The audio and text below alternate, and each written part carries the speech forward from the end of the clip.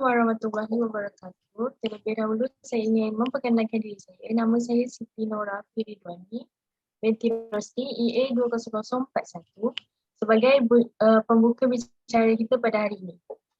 Terima kasih diucapkan kepada jemputan kita kerana sudi meluangkan sedikit masa untuk ditemu bual pada hari ini. Sebelum saya meneruskan temu bual, soalan temu bual terbahagi kepada dua bahagian iaitu bahagian A dan bahagian B.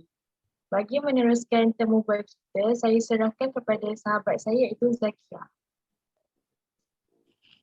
Okay, Assalamualaikum. Dengar? Assalamualaikum, nama saya Siti Nur Zakia binti Rami. Panggil saya Zakia. Okey, untuk bahagian A saya akan minta Puan Irma untuk mengenalkan diri. Memberi nama tu. Okey, bismillahirrahmanirrahim. Bismillahirrahmanirrahim. Assalamualaikum warahmatullahi wabarakatuh. Nama saya Irma Sazrin binti Muhammad Ishak. Berumur 38 tahun. 38 tahun.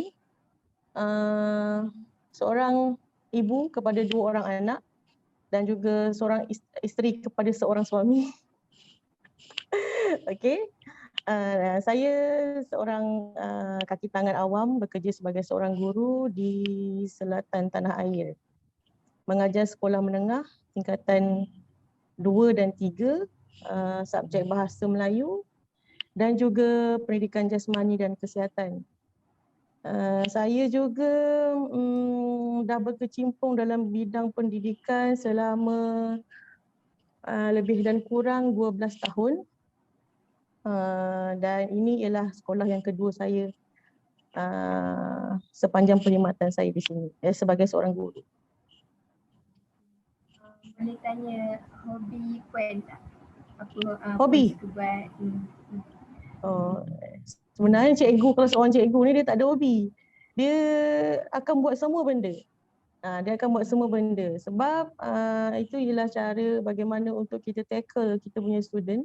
Dan kita kena tahu bagaimana perkembangan dunia, apa yang sedang berlaku dalam dunia sekarang. Contoh macam TikTok, walaupun kita ni anti dengan TikTok, tapi kita still lagi kena belajar TikTok. Sama juga macam benda-benda lain lah, game, supaya itu menjadi modal untuk kita tackle lah anak murid kita. Jadi kalau cerita pasal hobi tu, hobi saya ialah mengeksplor segala benda yang ada yang berkaitan dengan dunia pendidikan. Boleh Puan ceritakan sikit perjalanan pendidikan untuk menjadi seorang guru? Untuk menjadi seorang guru, sebenarnya guru ni bukan pilihan saya, bukan pilihan utama saya lah. Saya selepas SPM, semasa SPM saya ni pelajar sains ikhtisas, yang mana saya ambil kimia, fizik dan juga admat dan tambah prinsip account. Jadinya saya bukanlah seorang student ni lah, aliran sains stream. Kemudian saya melanjutkan pengajian saya ke peringkat diploma, mengambil jurusan perniagaan antarabangsa. Okey, kemudian dapat tawaran melanjutkan pelajaran ke peringkat ijazah sarjana muda pendidikan dengan jurusan perniagaan. Dan juga pengurusan perniagaan.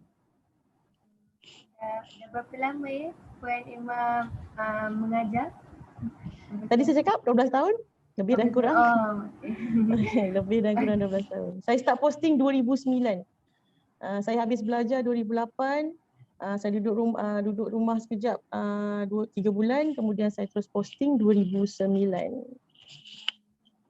Puan sekarang mempunyai kesihatan yang baik, sihat? Alhamdulillah, sihat walafiat. Tidak ada apa-apa. Dekat kawasan kediaman Puan, kes COVID-19 tinggi tak? Risiko tinggi tak? Ke biasa? kat mana-mana sebenarnya pun tinggi kan. Tapi kalau nak katakan di kawasan kejiranan saya itu setakat ini dah beransur pulih lah. Dah tidak ada apa-apa, dah tidak ada kes yang boleh menjangkiti kami. Tetapi dari segi di kawasan persekitaran sekolah kita tak tahulah. Sebab anak murid kita bersepah kan duduknya. Jadinya setakat ini dari segi tahap kesihatan mereka pun dah mendeklar kesihatan mereka baik. Jadinya insya-Allah lah, dan semoga kita semua dilindungi Allah. Tidak ada apa-apa. Itu saja daripada saya. Bagi ini saya akan alihkan soalan untuk daripada Elia Natasha. Okey, boleh. Assalamualaikum. Nama saya Nur Elia Natasha. Bernombor metrik AA21034. Saya akan teruskan untuk soalan bahagian. Soalan pertama. Etika adalah nilai-nilai dan adat sopan santun yang menjadi pegangan seseorang individu. Menurut Puan, mengapa pentingnya etika dalam hidup kita? Okey, sebenarnya kalau kita tengok dari segi maksud etika tu sendiri kan. Etika tu bagaimana cara untuk kita mengendalikan tata cara kehidupan kita dari segi pekerjaan, dari segi pergaulan masyarakat, dari segi adat budayanya, okey, dan juga dalam organisasi bekerja kita, sama ada kita bekerja atau bersekolah ke lain. Okey, itu merupakan etika lah. Tata cara bagaimana kita dalam kehidupan kita nak jalani kehidupan tu. Jadinya menurut macam kalau pandangan saya lah, etika ni menjadi seorang manusia perlulah seiring dengan etika.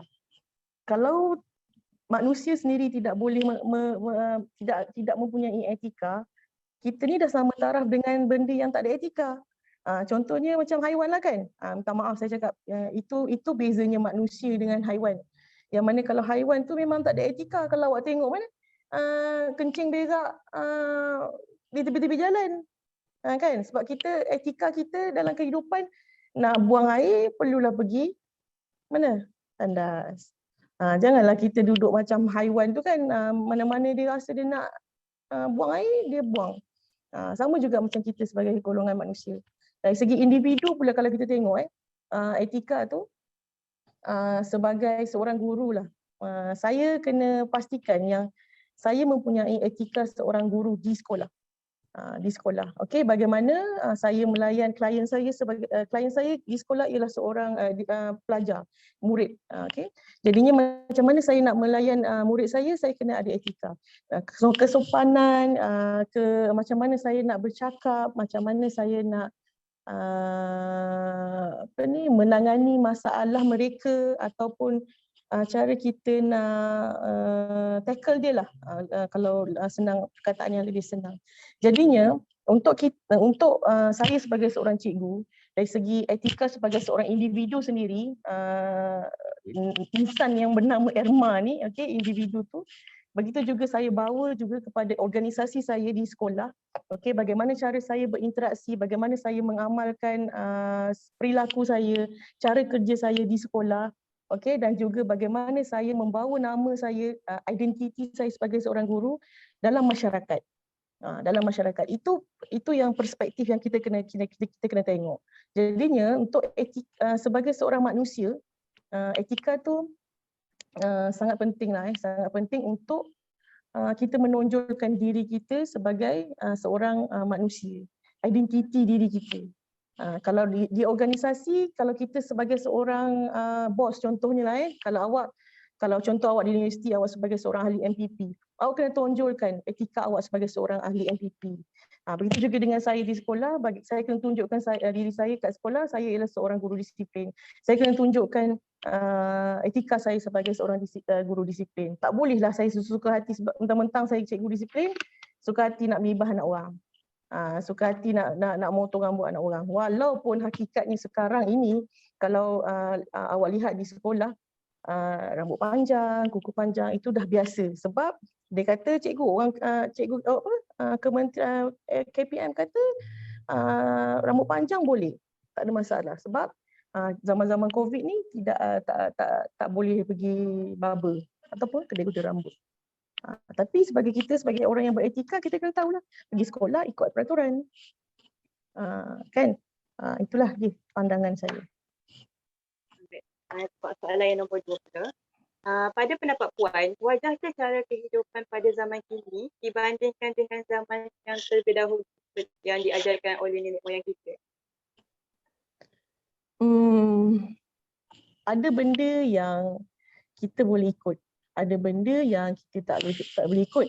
Okey, contohnya lah pandangan saya lah, dari segi kesopanan dan kesusilaan, kita tengok daripada kesopanan dan kesusilaan. Kita kena tengok, kita kena ikut apa yang nenek moyang kita ajar. Sebab Melayu, kita orang Melayu ni memang dikenali sebagai orang yang sangat bersopan santun. Okay, orang yang sangat bersopan santun.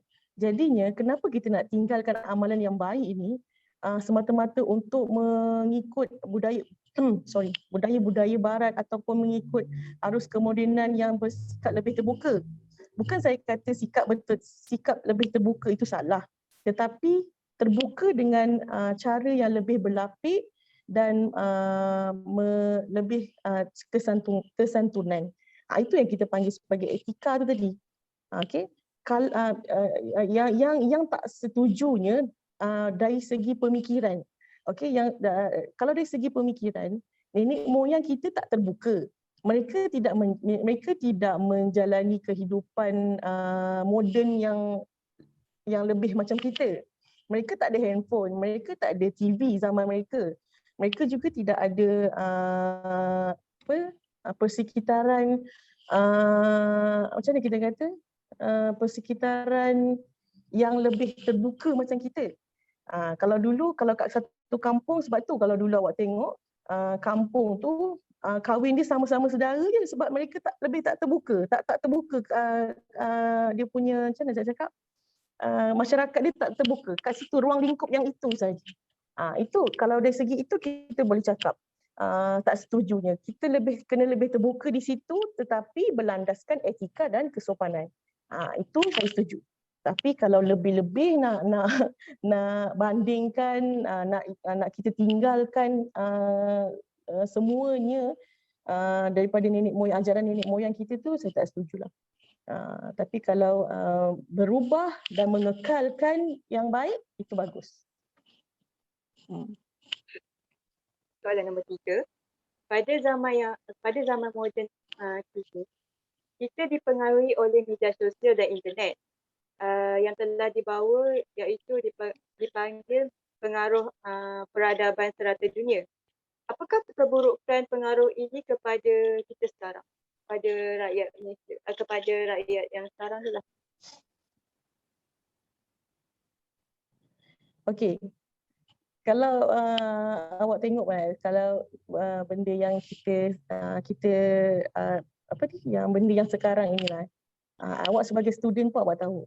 Okey, senang kalau konteks bahasa sekarang pun orang awak lebih terbuka nak kecam orang, nak palau orang kan, bahasa korang ni kan, palau ni kan. Okey, nak palau orang. Lepas tu nak curhat nak curhat dekat media sosial pun bersikap terbuka. Itu tadi yang saya cakap tadi. Kemana kita punya sikap atau perasaan malu yang nenek moyang kita ajar dulu. Sebab kita dah terlalu terbuka dengan media sosial internet yang saya rasa awak upload saja dalam Facebook, Instagram, TikTok, apa lagi yang korang pakai? TikTok, Twitter kan.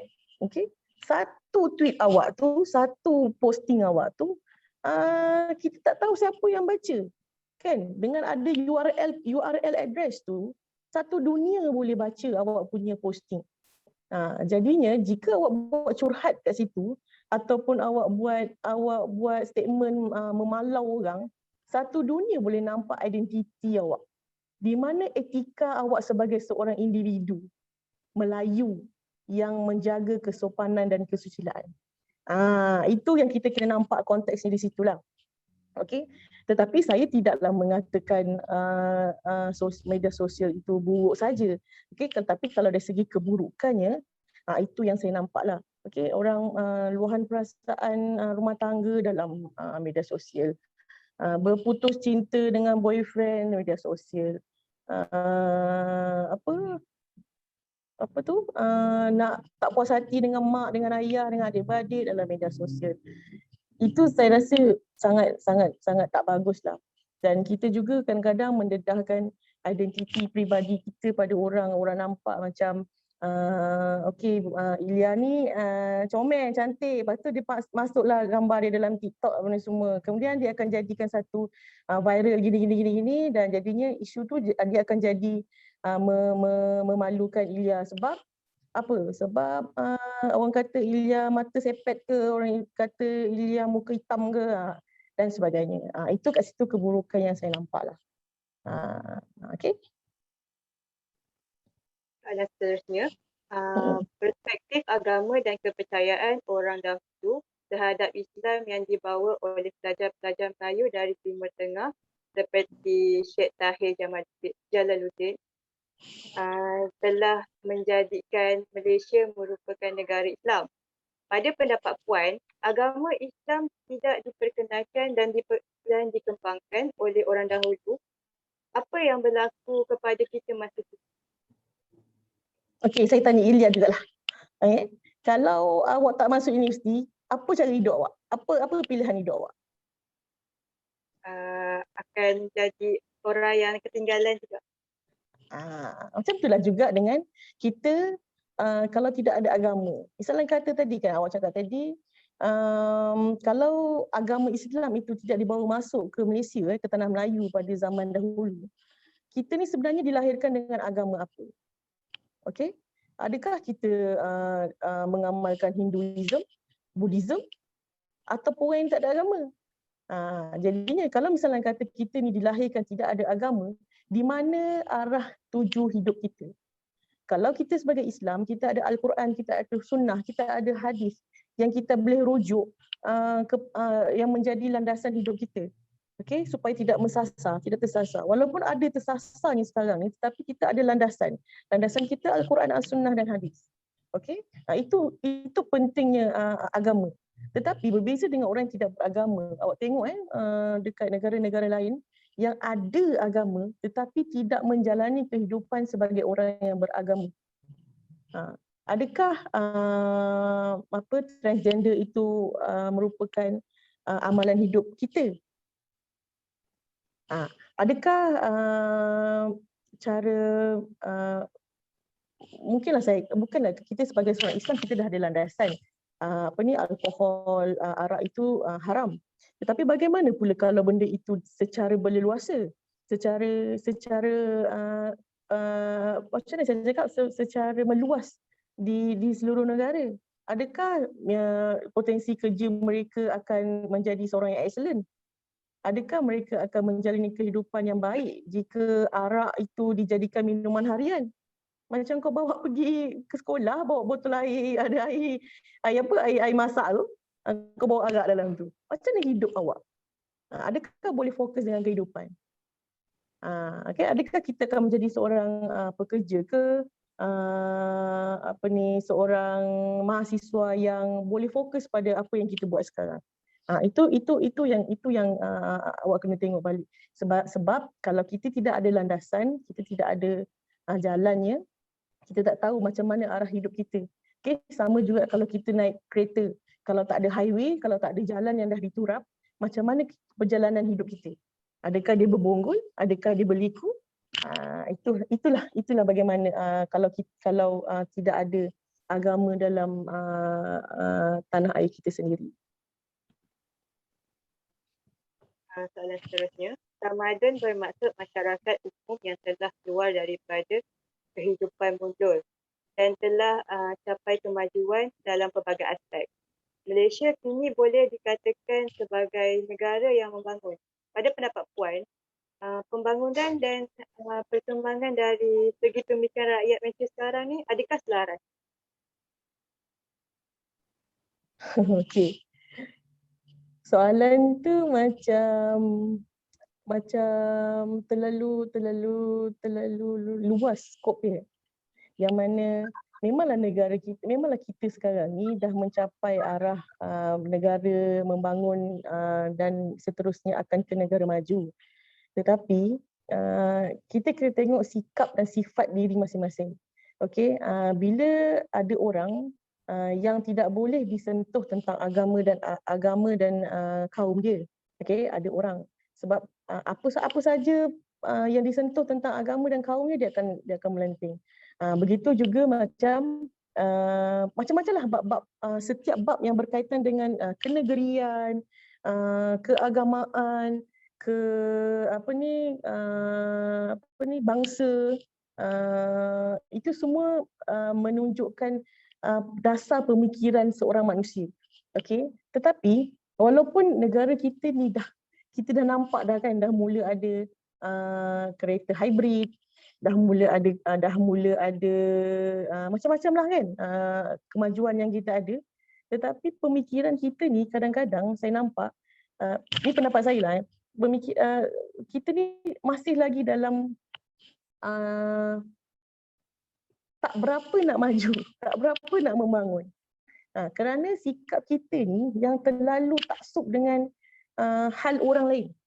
Okey, contoh saya bagi contoh bola lah bola. Hari tu JDT menang dengan Terengganu 3-0. Semi-final tu hari. Okey. Apa yang awak boleh baca kalau dalam Facebook, awak boleh baca dia statement-statement dari negeri lain. Untunglah TMJ support, untunglah bangsa J, untunglah ini macam-macam. Nampak tak? Pemikiran kat situ, kalau kita nampak orang Melayu lah terutama sekali PhD tu tak lepas tau. Perasaan hasad dengki tu tak lepas. Kalau PhD tu tak lepas daripada kita sikap orang Melayu kita, macam mana pemikiran kita ni nak seiring dengan kemajuan negara kita. Kita nampak orang berjaya, kenapa kita tak follow? Kenapa kita tak sama-sama berjaya dengan orang yang dah berjaya? Kenapa kita kena kutuk dia? Alah, untunglah Ilya tu dia ada power dia ada power kaya. Dia ada power ada kebun durian 30 hektar. Untung dia nanti dia kahwin. Tak. Kita tak boleh cakap macam itu. Bila kita nampak kejayaan orang itu, kita akan cakap, alhamdulillah, aku kalau boleh aku nak jadi macam dia, atau aku akan inspire dia untuk diri aku sendiri. Itu pemikiran yang sepatutnya. Tetapi kalau awak tengok sekarang pemikiran, alah untung awak cantik. Kalau bahasa pasarnya untunglah kau kahwin dengan anak datuk, nanti kau tak payah kerja. Kenapa konsep macam tu kena ada? Dia yang anak datuk, bapak dia datuk, dia anak dia je. Kau tengok bank statement dia, cukup ke duit nak sara kau sepanjang tahun? Itu saya kata. Jadinya macam yang saya nampak sekarang lah, pemikiran orang Melayu. Saya tak cakap orang lain lah, saya tak nak cakap bangsa lain. Sebab saya kalau cakap bangsa lain ni, nanti saya dikira sebagai racist atau bersikap perkauman. Tapi saya lihat pada bangsa saya sendiri. Kadang-kadang saya malu. Saya malu kalau dari segi di sekolah pun saya malu dengan anak-anak murid Melayu saya sebab saya tak dapat bantu mereka berjaya macam mana China dan India belajar. Okay, China dan India belajar, mereka terus terang saya cakap, saya sebagai seorang guru, pukul 7 dia dah bangun pergi tuition, 7 pagi. Kalau sebab saya sekolah petang kan. Pukul 11 dia dah pergi sekolah, 7 sampai 11 tu dia berada di pusat tuition. Okay, pukul 11 datang sekolah, dia belajar, balik sekolah tu dia akan tuition lagi. Okay. Pukul 10 baru dia akan siapkan homework, makan apa semua, pukul 10 dia tidur. Benda itu akan menjadi rutin dia sehingga habis weekdays. Maksudnya hari di sekolah lah. Hari Jumaat dia akan pergi sama ada latihan piano, sukan atau biasanya badminton atau renang, belum lagi horse riding, belum lagi kumon, belum lagi art class. Itu kalau bangsa Cina. Jadinya kebanyakan anak murid saya tengok dia perform well sebab dia boleh manage diri dia, sebab dia dah didisiplinkan oleh ibu bapa dia untuk menepati masa dan menguruskan jadual dia. Berbeza dengan anak Melayu, kau buat apa pagi ni? Bangun lambat cikgu. Buat apa malam tadi? Main game cikgu. Nampak tak? Saya malu sebab dalam kelas dia tidur. Kenapa dia tidur? Sebab malam tadi dia main game sampai pukul 2-3 pagi. Jadinya kat situ, sebab tu saya kata, bila kita punya pemikiran tak sama dengan kemodenan, dia akan merosakkan diri kita lah. Dan saya suka prinsip ni, kalau awak boleh terapkan dalam diri awak. Orang Cina, prinsip dia, bila kita tanya cita-cita dia, cita-cita awak nak jadi apa? Saya nak jadi kaya, cikgu. Cita-cita orang Cina. Dia tak terapkan pada anak dia, cita-cita nak jadi doktor, nak jadi engineer, nak jadi angkasawan, tak. Dia nak jadi kaya. Kenapa? Sebab kaya boleh mengubah hidup dia. Bila dia kaya sahaja, dia boleh buat apa yang dia nak. Tapi jangan tiru orang Cina pula. Sebab kita ni ada agama kan. Orang Cina dia larung je, halal haram dia larung je. Macam kita ni, kita ada keterbatasan dari segi agama dan etika. Itu je lah pendapat saya. Soalan seterusnya. Alright. Ada orang Malaysia kini semakin dihasis oleh pengaruh barat atau pengaruh luar. Boleh tak Puan terangkan bagaimana kita sebagai orang dewasa ingin menerapkan adat dan adab istiadat kepada generasi akan datang supaya perkara-perkara itu tidak dilupakan oleh generasi itu? Okey. Yang pertama sekali, apa yang saya boleh cakap untuk penerapan nilai sebab cerita pasal adab ni kita fokuskan pada nilai lah. Nilai tu apa sahaja kita balik pada peranan ibu bapa. Peranan ibu bapa. Sebagai seorang ibu dan bapa, okey, awak nanti akan menjadi ibu dan bapa. Yang pertama sekali idola anak-anak kita ni, anak-anak awak nanti ialah ibu dan bapanya. Sebab tu ada pepatah mengatakan bapa borek anak rintik. Apa perangai bapa, itulah perangai anak dia. Okey, sama juga dari segi pemakanan. Okey, kalau awak makan ketam, anak awak akan makan ketam. Kalau awak memang tak makan udang, anak awak memang tak akan makan udang. Sebab awak ialah role model kepada anak-anak awak. Okey, jadinya kita sebagai ibu bapa, saya sebagai ibu bapa, apa yang saya boleh terapkan nilai ini ialah dari kecil kita amalkanlah nenek moyang. Saya cakap tadi tu, nenek moyang yang nenek moyang kita ajar tu, kita amalkan benda yang baik. Dalam Al-Quran tak sebut pun, dah tak sebut pun, sunnah Rasulullah pun tak sebut pun tentang mencium tangan, bersalaman. Okey, bersalaman kita wajib bersalaman, tidak. Itu kita berkaitan dengan etika. Bagaimana kita menunjukkan rasa hormat kita kepada orang yang lebih tua. Tetapi dalam sunnah Rasulullah ada sebut, okey, kalau kita bercakap dengan orang yang lebih tua, kita perlu menundukkan kepala kita sama aras dengan orang tua yang bercakap, yang kita bercakap tu. Jadinya itu kita kena ikut. Okay, kita kena amalkan. Okay, macam saya, anak-anak saya memang kalau saya ajar, salam orang tua. Jumpa atuk nenek, salam. Jumpa orang yang lebih tua, salam. Itu benda asas yang kita kena ajar. Okey, macam begitu juga dengan ucapan salam. Kan? Awak panggil mak, ayah awak, mak, ibu, atuk, nenek, sekali nama lah kan. Awak panggil, itu juga merupakan satu etika, satu nilai, satu adab. Takkan nak panggil mak kita macam, oi, Limah, panggil mak Limah. Oi Limah. Mana boleh macam negara barat, mereka itu cara budaya mereka. Sebab itu bila orang di luar datang ke negara kita, mereka sangat teruja tengok keakraban kita sesama kaum. Sebab kita dah penerapan nilai tu yang kita dah ajar tu daripada budak-budak kan. Boleh duduk semeja, boleh sapa menyapa antara satu kaum dengan kaum yang lain. Okey, begitu juga dengan adat istiadat. Orang sekarang kan, macam korang kan, umur-umur korang ni kalau nak propose, nak jadi awet ke apa kan, will you marry me, bagi cincin, bagi bunga. Itu bukan budaya kita sebenarnya. Itu bukan budaya kita. Kalau esok-esok korang ni semua, 4 orang ni kan, 5 orang ni nak kahwin, berani pergi jumpa mak bapak, pergi minang bukanlah minang mak bapak dia, pergi minang anak orang tu elok-elok. Pergi hantar rombongan meminang, pergi tanya pada ibu bapa ni. Sebab anak awak ni, pasangan awak ni, hak milik bapak mak dia. Bukannya tiba-tiba kau datang bunga, bawa kek, dalam kek ada apa? Ada cincin. Okay, Ilya, will you marry me? Jom. Tak. Saya tak setuju dengan cara itu. Itu bukan adat. Okay, itu bukan etika kita. Dan itu bukan juga budaya kita. Sama juga macam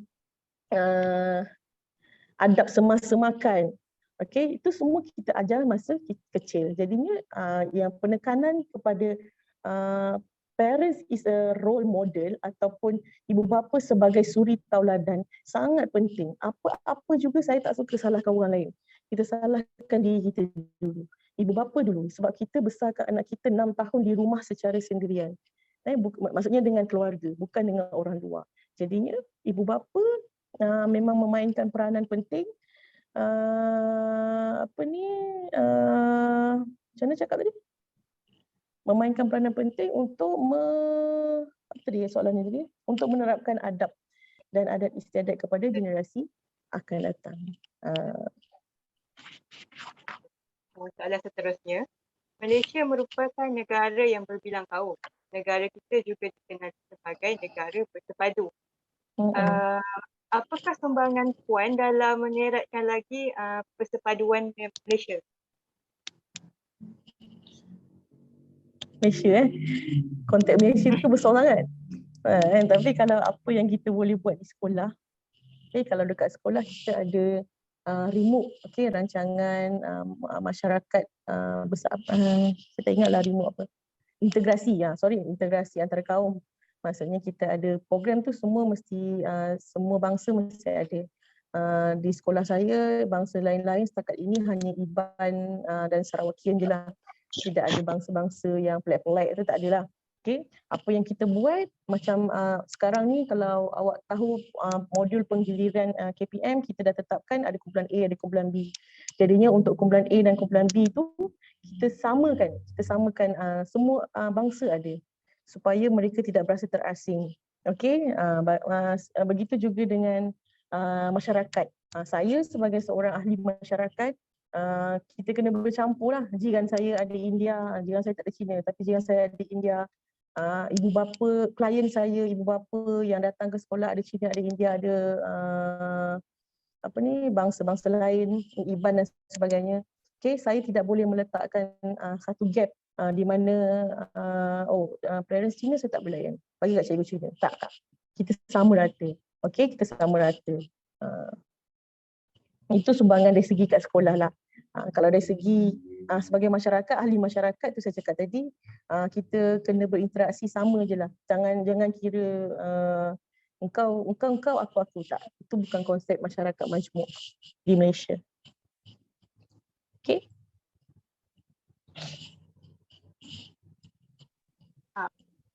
Makanan juga simbol perpaduan Malaysia. Apakah makanan kegemaran Puan bagi setiap bangsa yang ada di Malaysia? Cerita buat makanan ni korang lagi hebat sebenarnya. Tapi apa yang saya tengok masyarakat sekarang ni, terutama dalam golongan remaja awal-awal ni, generasi X kan, generasi XY ni, dia lebih kepada makanan-makanan hipster betul. Nak cuba Korea lah, nak cuba Jepun lah, nak cuba apa ni kan. Tetapi bila saya tanya, pernah makan tosai, pernah makan capati, pernah makan ungkep, pernah makan seri muka, apa tu? Yang ada. Itu ialah makanan tradisi kita. Jadinya kalau nak tanya saya ni, saya cakap terus terang, saya ni dah bukanlah terbuka, saya melayan masyarakat ni sama. Jadinya apa jenis makanan yang ada di Malaysia ni saya layan, saya harung je, yang halal lah okay. Dan yang kegemaran tu yang menjadi lidah keluarga saya lah, lebih kepada ke arah India sikit. Jadinya kari, tosai, roti canai, itu memang makanan yang kita selalu makan lah. Soalan seterusnya. Negara Malaysia mengalami kadar kemiskinan dan ketidaksamarataan dalam kalangan masyarakat pada tahun 1970-an. Jika perkara ini berlaku pada masa kini, apa pendapat Puan yang perlu dilakukan bagi mengurangkan kemiskinan dan ketidaksamarataan? Okey, kemiskinan dan ketidaksamarataan ini berkaitan dengan sosioekonomi negara kita.